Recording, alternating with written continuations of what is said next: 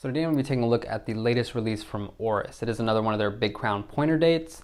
It's a kind of interesting collaboration with a leather-based company, and let's just take a look at it. We have a diameter of 37.8, lug to lug of 45.4, height of 12.3, and a lug width of 19 millimeters. Some other general specifications for this watch: we're going to have the Oris rebranded SW200 movement, obviously slightly modified to make it a pointer date and whatnot. The back here as well, we have a mineral glass crystal. On the front, however, we have this very nicely heavily domed, and I believe double domed sapphire crystal with under AR coating. We have 50 meters of stated water resistance with a screw down crown, so I'm kind of pretty sure you can take this swimming and whatnot.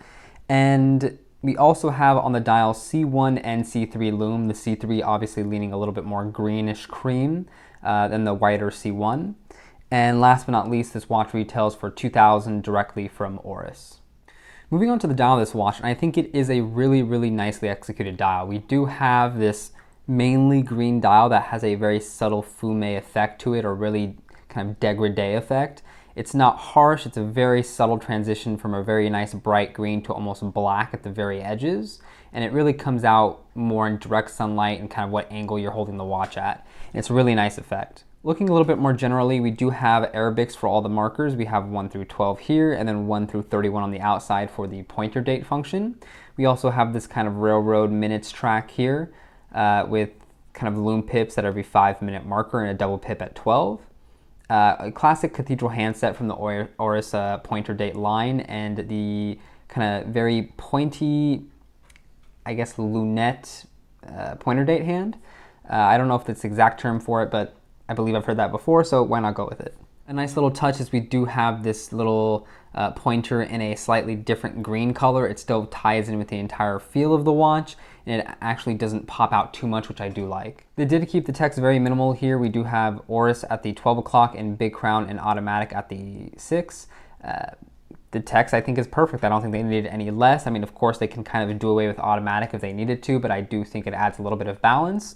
So really no complaints. I think the dial is well executed, it's clean, it is surprisingly legible for how busy it is, and I really just enjoy the pointer date function because it adds a little bit of not only symmetry with the watch rather than having a date window, but just uniqueness to it because it's not a function we see very often.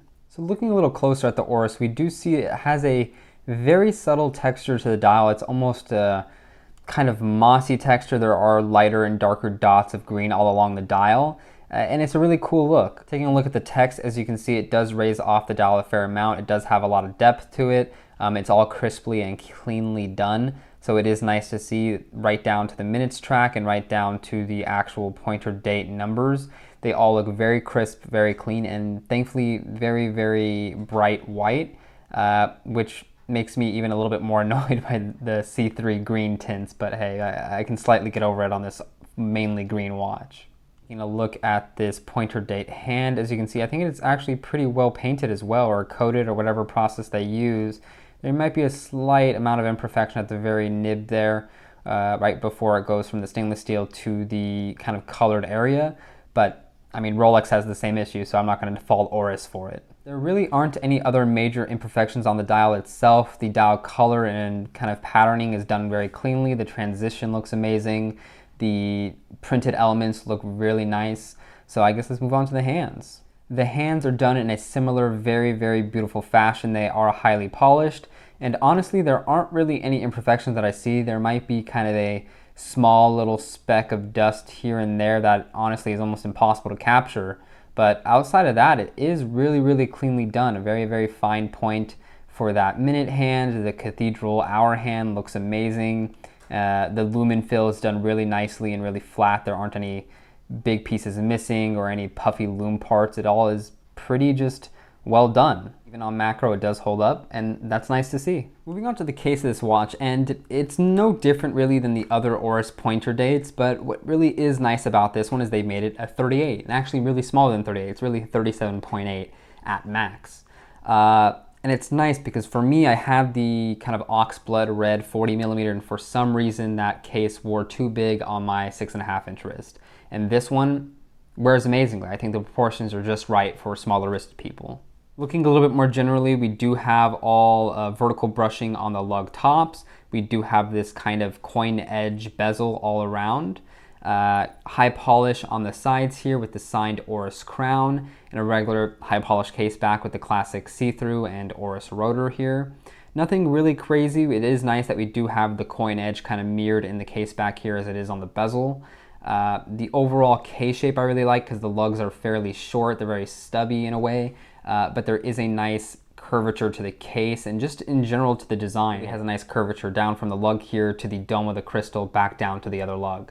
So it wears nicely on wrist. It wears very thin even though it is 12 millimeters and change. Quickly talking about the crown here, the crown has a very similar knurling to the bezel. It's very, very easy to unwind, and similarly the screwing in of the crown is very smooth. It's a pleasurable watch to kind of operate in terms of the crown, and again, it wears well. Moving on to how this watch wears, earlier I was wearing my Chrono here, and here we have the Oris on my 6.5 inch wrist, and I think you could tell, at least for my preference, this one fits me absolutely perfectly. The lugs don't overhang the edges of my wrist by any means. It sits nice and planted. It has a nice curvature, so it just sits really nicely and flat on the wrist. It's comfortable, it doesn't dig in any way. Even though it is a big crown, it doesn't dig into my wrist, even though I do wear my watches up higher.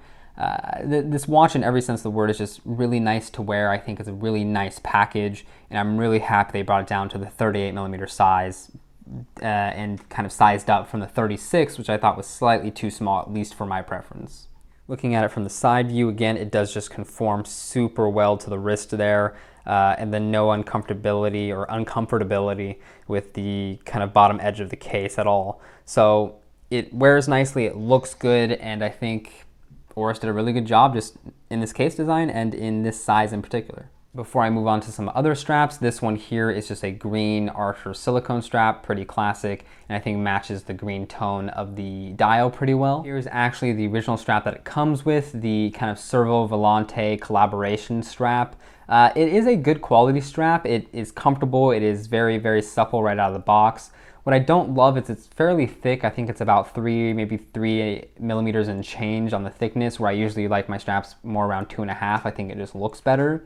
But it does have quick release bars, and I think this kind of tan coloring works really well with the green. It just isn't my favorite. Then trying it on the wrist, I think you could even tell in comparison to the Archer I was wearing earlier, this strap is thicker and makes the watch almost look like it doesn't wear as well on my wrist personally.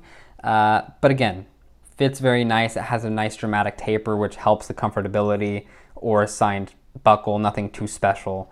But well-made strap. Is it worth the kind of extra surcharge there is in the price of this over the regular pointer date? I don't think so, but this is the whole collaboration of it. Next we have this very nice natural Buttero strap from King Leathercraft. Really, really good tone to this strap. I think it matches the green very nicely and super, super comfortable. Again, this one's a little thinner than the out of the box Oris one, and I think the color and just tone and everything match it slightly better. Again, I think it looks like it wears better because the strap is thinner. And yeah, I just really dig this combo, and this strap in particular I pretty much put on every watch. It looks fantastic. Next we have this, I believe it's called the Supreme Nato. I'll double check that, from a Crown and Buckle. I think the, again, sandy kind of tone to this pairs really well with the green and kind of offsets the subtle green tone of the C3 Lume. It almost makes it seem a little bit more sandy silver, or sandy gold really. So really like this strap, and because the watch wears fairly thin, it doesn't look too bad on a NATO either. And there we have it. Adds a nice little texture to the watch and dresses it down a little bit for sure than the leather. So really like this combo. And lastly, the White Archer silicone strap. Even though there are kind of elements of C3 which make it slightly greener, we do still have all the C1 applied elements which make it very white and tie in well with the white strap. Really fun feel, makes the strap, or at least the watch, a little bit brighter. And because again, you do have those white elements, I think it pairs a lot better than had everything been C3 here. Looking at the Lume here, it is not badly applied at all. The C3 elements shining a little bit brighter than the C1, but that's pretty much to be expected. And the hand shining the brightest because that's where the most Lume is. But however, when it is lumed, you do get a lot of legibility. You can read the time very, very well. And I think it looks nice. It does not last forever by any means, but while it is running, it is very legible. Relooming and comparing to the Timex, as you can see, the Timex is quite a bit brighter. I mean, that's just what happens when you have the Indiglow. But again, Oris isn't too bad, but it is not the best application by any means. So moving on to pros of the watch, and I want to say one of the biggest pros for me is just the size and overall case design. Again, as I mentioned earlier, I really like that they sized this down to 38 millimeters. I think it just fits perfectly, at least for my wrist. And it's nice that you have a variety of sizes now. You have 36 millimeters for those that have a little smaller wrist. You have the 38 for people around the same wrist size as me, or those with a little bit larger wrist who like smaller sized watches. And then you have the 40, which fits well on people that are used to kind of modern sizing. So there's a lot of variety, and I think that this was a really, really welcome addition to the lineup. Another pro for me is going to be the quality and just the depth of color on the dial. You do have this really nice, I wouldn't say vibrant, but just rich green in the kind of middle portion of the dial that goes out to an almost black at the edges. And I think the transition's done really nicely. The very, very subtleness of the transition is nice. And it's just a really high quality dial. And it's nice to see that Oris didn't really cut any corners while making this watch. And it's nice that they added something different to this range, because as far as I know, they haven't really done a dial type like this in the pointer date range yet. So my last pro is going to be the fact that this watch is just unique. It's not quite a classic run-of-the-mill diver. It isn't a Submariner clone by any means. It's just doing its own thing. It has a pointer date complication, which is very rare and something we kind of just don't see at all in the modern day. It's not quite a dress watch either. It's somewhere in between. It's field watch-esque, I guess. You still got that 50 meters of water resistance, so you can still be somewhat rough with it. You can take it in the water probably, no problem. And it has a somewhat vintage feel to it, you know, with so many people doing vintage reissues nowadays. But this one I think just does it really well, and I like the watch, and I think it will stand out in a watch box. And I think that's important, especially when you tend to have watches that are overlapping. This one will give you a reason to wear it. Moving on to cons, and I don't really have many with this watch. The first one I'm going to mention is the pricing. It is $2,000 full retail from Oris. What's nice is you can most likely get a discount from some AD somewhere, but I think at that $2,000 price point, I believe the previous pointer date was around $1,650. So you're kind of paying maybe, let's say, an extra $100 for the upgrades in the dial, but then an extra $300 for just kind of the collaboration aspect. You do get a leather wallet with it, and you do get a fairly nice leather strap, but I'd rather forego those and just get the nice watch at a little bit cheaper. But that's just kind of how it is. It sucks if you pay a little bit more, but at the end of the day, it is still a good watch. And I think arguably, unless you step down to something like Christopher Ward, which are still amazingly made, there's not much else that directly competes with this watch. So that's nice.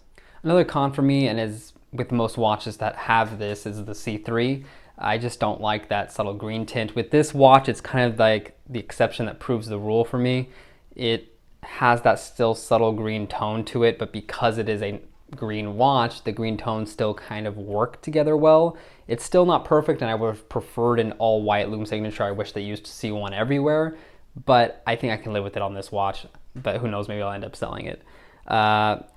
What is nice though is I have had comments before where some people say if they use C1 and C3, for example, it does differentiate the hands better, and you're able to kind of have a little bit more legibility in the watch, and I do see that point.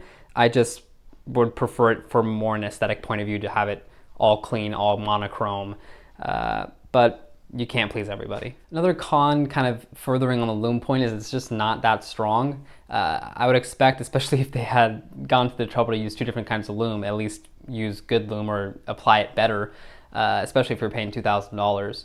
I've never ever used Lume on my watch for any purpose, so it's not a big deal to me, but I know some people really like the Lume out there, and this one will most likely not blow you away in any sense of the word. And lastly, really quick, a slight con is the fact that it has 19mm lugs. It's a little bit annoying because it's untraditional, but thankfully a lot of more brands are starting to do 19mm. They're pretty easily accessible. For me, it's not really a problem anymore because I have so many 19mm watches and I have so many 19mm straps.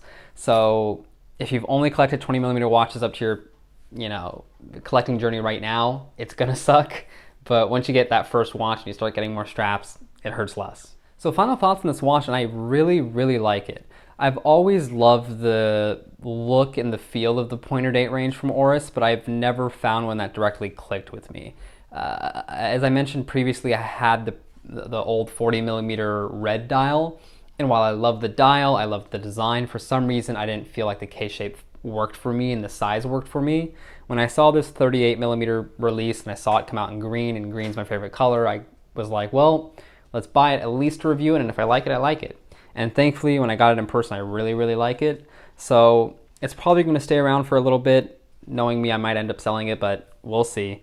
But it is a nice green. It's a nice size. I think it's a great everyday type watch. It can very easily be your only watch if you're into that, I guess. I would pretty wholeheartedly recommend this watch. I can't say the same for the rest of the colorways.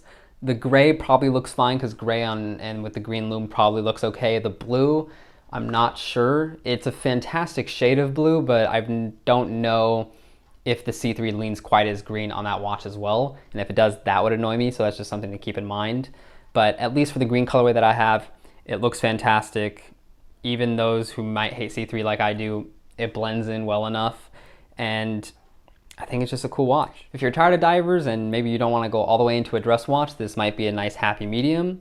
It's small, it's dressy enough, it can fit under a cuff, and I think it looks pretty good, so give it a try. Hope you got something out of the video. Thank you for watching, and I'll see you in another one.